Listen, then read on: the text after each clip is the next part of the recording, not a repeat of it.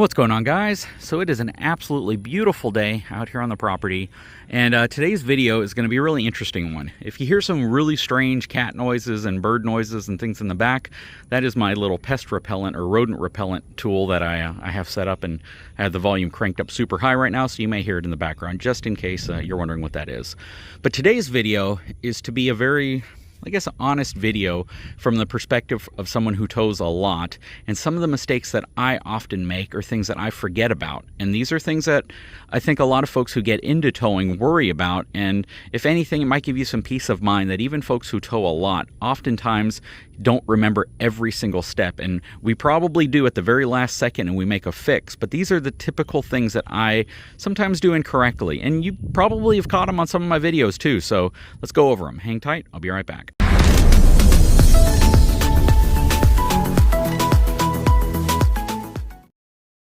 So first, and this is probably one that you all saw in a recent video where I was hitching the truck up to the trailer so we could take this out for an initial tow with the Continuum hitch from B&W, I pulled out my tire chocks before I was hitched up to the truck.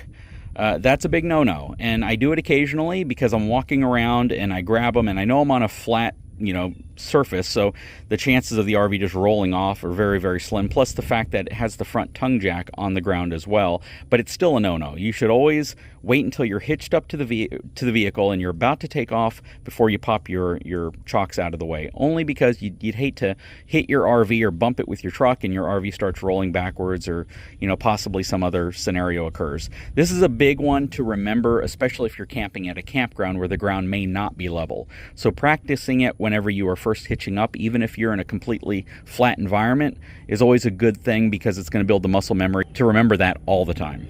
Number two, and a company that I also work with called Moride has kind of a fix to this, is I sometimes forget to clean off the steps before I put them into the RV. And usually by the time this is taking place, my wife and family, they're in the truck already, we're ready to take off, and the last step I'm doing is putting either something inside or outside or closing this part of it up.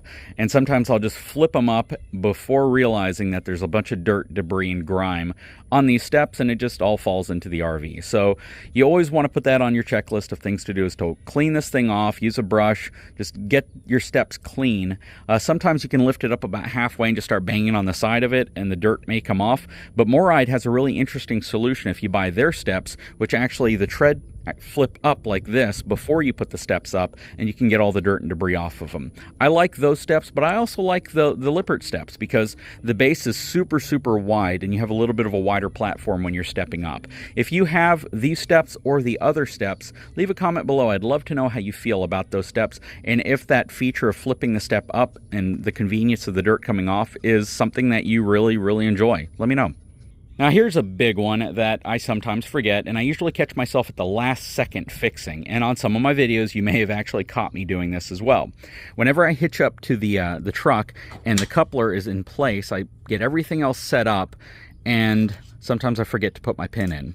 Now, I don't think there's been a scenario where I've completely forgot to put my pin in. Actually, I did on one video I did a long time ago, but I don't think there's a scenario since then where I've forgotten to put the pin in, because this is one of those steps now that I triple check to make sure that I have the pin in place. Now, the only time that it can be difficult for me is because if this is back like this, I've put it down on top of the ball, and this won't couple right away, and I have to take the truck and pull it forward slightly to move the ball up into the coupler before this latches. That's where I have to triple check to make sure I throw this pin into place before we take off. But yeah, that's one that I definitely recommend triple checking, making sure that you're doing. And then of course, make sure that you haven't mounted your coupler on top of your ball, and then always make sure you haven't highballed your hitch. So basically whenever you lower this down onto the ball, you want to make sure that this is all the way back and locked in place. And there's different types of coupler assemblies, so you want to make sure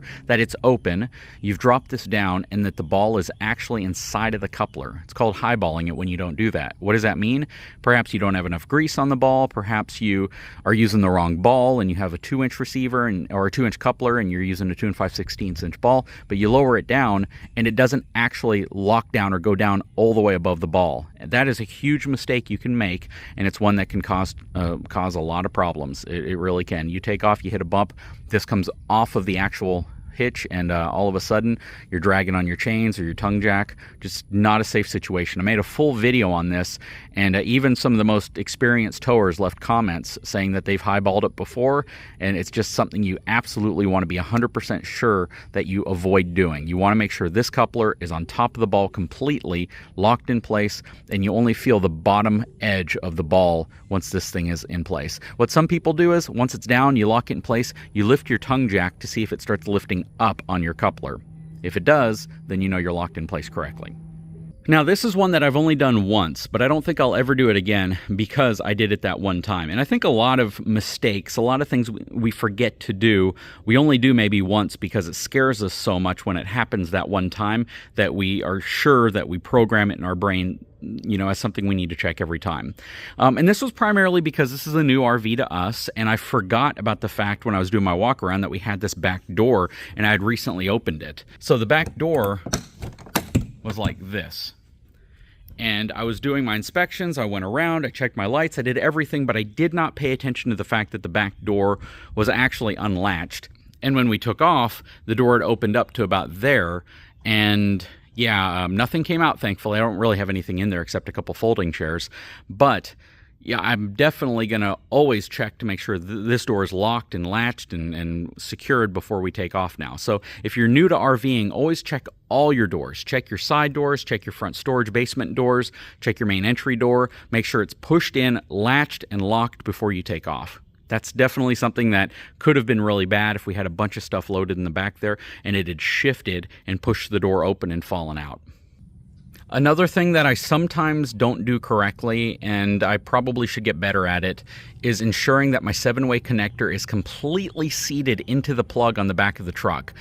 Sometimes you think it's plugged in properly, everything's locked down and latched in place, just to find out that you don't have a really solid connection. So the way I always do this now is I go to the back of the truck and I wiggle the thing. Once it's in there, I pull on it, I move it around just to make sure it stays there, and then I do another light check to make sure my lights are still functioning. But always check that your 7-way's clean, that it's connected properly, it's secured, and that you've done kind of a little wiggle pull test on it to make sure that it doesn't just come out or your lights stop functioning when this thing starts moving connected to the back of your vehicle.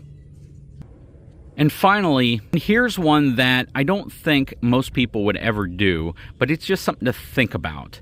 Make sure that your pin is secured in place right here. A lot of people switch to a different hitch when they're towing an RV, and when they do it, they may have to switch to a different type of a lock or a different type of pin setup. And I have seen where people have put everything in place, they put the pin in place, but they forget to lock it, or they forget to put the pin to hold this in place, and this works its way loose as you drive, and the whole hitch assembly actually falls out of the vehicle, trailer and all. So definitely be sure that you check this area and that your pin is secured, it's locked properly if it's a locking pin, or it's pinned in place properly if it's a standard pin. But yeah, this is absolutely something you want to pay very, very, very close attention to. So those are my my items, and those are the things that sometimes I forget, sometimes I do backwards or incorrectly, or sometimes I have to keep reminding myself not to do something or to do something. If you guys kind of have your own internal checklist, or if you have ever missed a step and it's one of those things that you have to work on yourself, leave a comment below. I'd love to know. Anyways, guys, I sure hope you enjoyed the video. If you haven't had a chance, please take a moment, subscribe to the channel, give me a thumbs up. We'll talk to you again very soon.